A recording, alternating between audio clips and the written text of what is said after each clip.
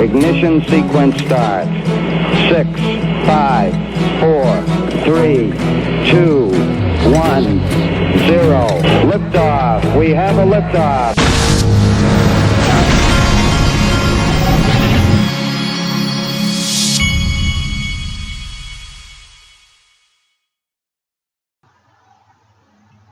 Hey everybody, this is the Digital Asset Investor. This is the second time I'm doing this video. I accidentally put some personal information in the last video and got messed up there. I just finished the show on Netflix called Better Call Saul. It's like a spin-off of Breaking Bad, and I finished season 3 just now, or this morning. And so I wanted to give a shout out to anybody who knows of any shows on Netflix or Amazon Prime, any of those things that I need to watch, because I love getting into new shows. I'm also watching, my wife likes for me to find shows that I can watch with her. And so I'm also watching, what's it called? The Americans, that's a series on Amazon Prime, I believe. But that's a good one as well. But I'm watching that with her, but I do other shows by myself as well.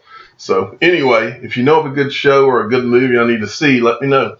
Okay, this is from Kieran Kelly. He's an old school member of the Twitter XRP community at KIERANMLKELLY. Give him a follow on Twitter. He says it's good to see crypto volumes rising, and especially XRP. It's even better to see XRP transactions at 535,000 last 24 hours, noting BTC has 350,000 transactions.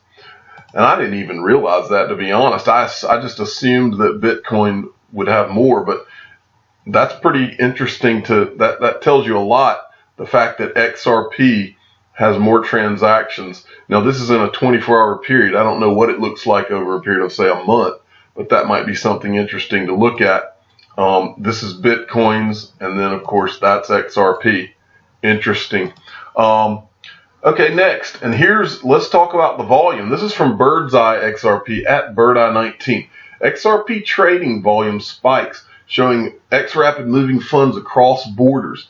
And they're tweeting this article, and it showed a couple of interesting tweets that had come out about XRP volumes, and they were coming from at Behind the Ledger. I don't know if I followed them or not. I'm going to have to go check it out.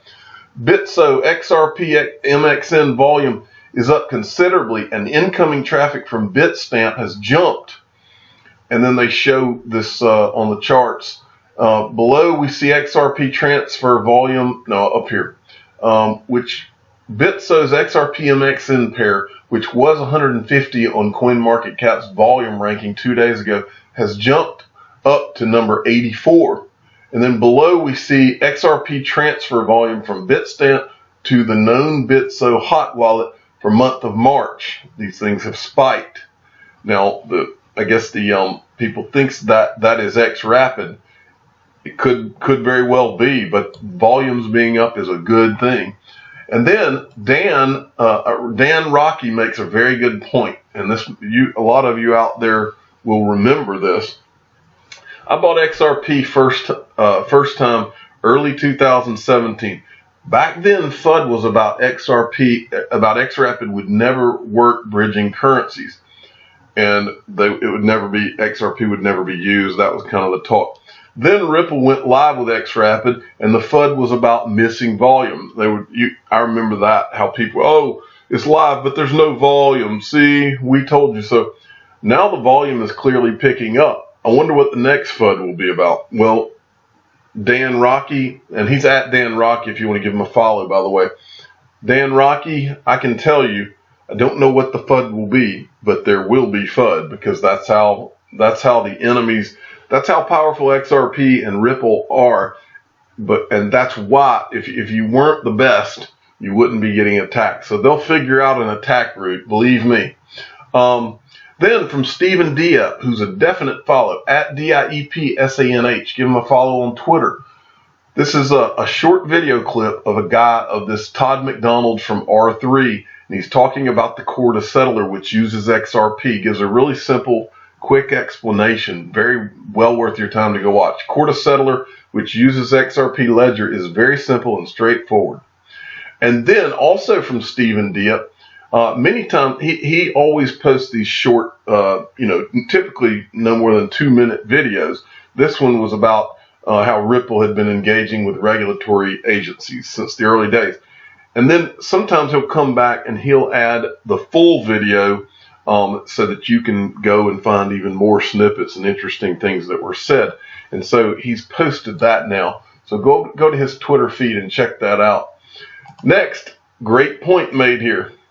I don't know who this is, and I don't know what that weird picture is, but there's a reason why Bitcoin was born during the recession in 2008. In the next one, it will show what it was born to do, and I totally agree with that. Okay, by the way, I've just had my wife and son drive up, so if you hear noises, my son could easily come and knock on my door, but he is trained to know that I'm doing a video when he comes in.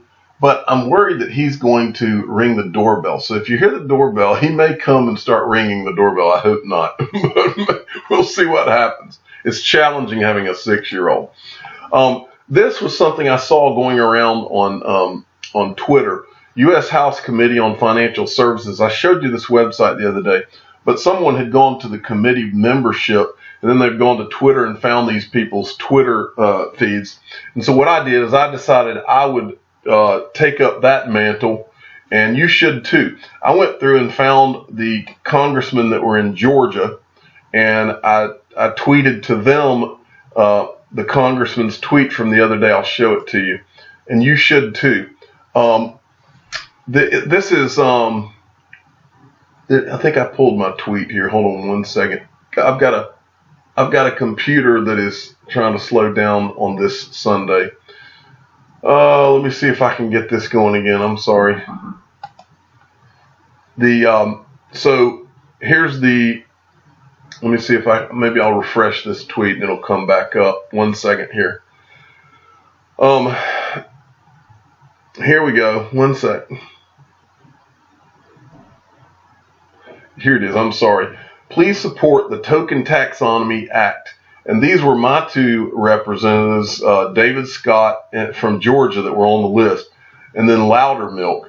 And then Maxine Waters is the chairwoman, and then Patrick McHenry was a ranking member, so I included him. Now these are the ones that I sent to, and what I did was, come on. I'm sorry. Let's do that one more time, hit a refresh, and see if we can get this to work. And then I